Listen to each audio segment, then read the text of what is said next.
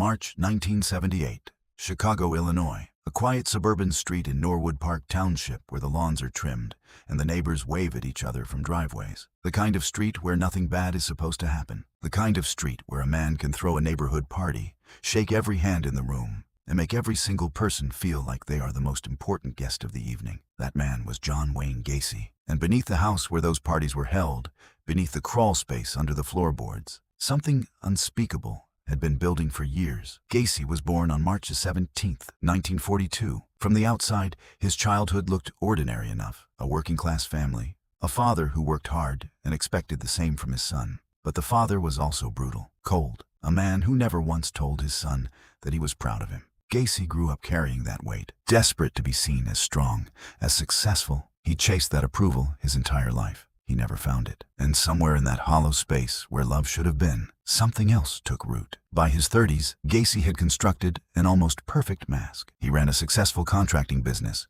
PDM Contractors, employing dozens of young men. He was active in the Democratic Party. He organized neighborhood events and charitable fundraisers. He performed as Pogo the Clown at children's hospitals and birthday parties, face painted white. Cook County Sheriff's Department had even given him a ceremonial deputy badge. He was, by every visible measure, a pillar of his community. But the nights told a different story. Gacy preyed almost exclusively on young men and teenage boys, many of them runaways, hustlers, or young workers he had hired through his construction business. He would lure them with the promise of work, money, or simply a place to stay. Some he approached near Chicago's Greyhound bus terminal on West Randolph Street. Others he recruited directly from job sites. He was charming, generous, persuasive. He knew exactly how to make a young man with nothing feel like he had found someone he could trust. That trust became a death sentence. His method was calculated and ritualistic. He would invite victims to his home at 8213 West Summerdale Avenue, offer them alcohol, and at some point produce what he called the handcuff trick. A magic trick, he said. Something fun to try. Once the cuffs were on, the trick was over. What followed was torture, sexual assault, and finally strangulation. Sometimes with a rope, sometimes with a board he called his torture rack. Gacy himself later told investigators that the only thing he was guilty of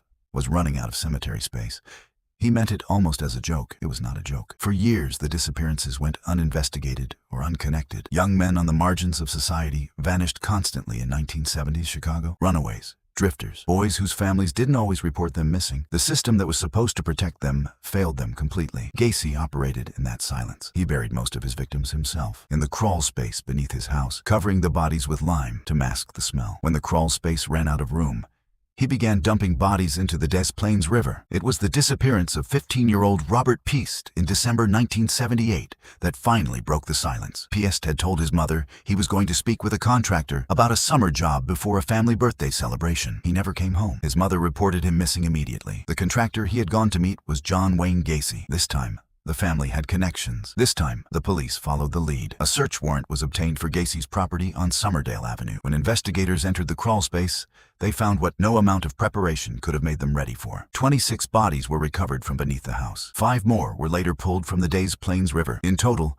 John Wayne Gacy was convicted of 33 murders, the highest confirmed kill count of any American serial killer at the time of his arrest. He was executed by lethal injection on May 10, 1994, at Stateville Correctional Center in Crest Hill, Illinois. His last words, directed at his attorney, "Kiss my ass." Outside the prison walls, a crowd had gathered. Some wept, some cheered. Most simply stood in silence, trying to make sense of something that resisted all sense. What Gacy left behind was not just 33 names on a list. He left behind families who spent decades without answers, without closure, without even a grave to visit. He left behind a city that had trusted him, shaken hands with him, laughed at his clown act, and never seen what was underneath. And he left behind a question that criminologists and psychologists still cannot fully answer. Not because the evidence is lacking, but because the answer, when you stare at it long enough, is more disturbing than the question. John Wayne Gacy was not a monster hiding in plain sight. He was a man, ordinary in 100 ways that mattered. And that, more than anything else, is what makes him impossible to forget.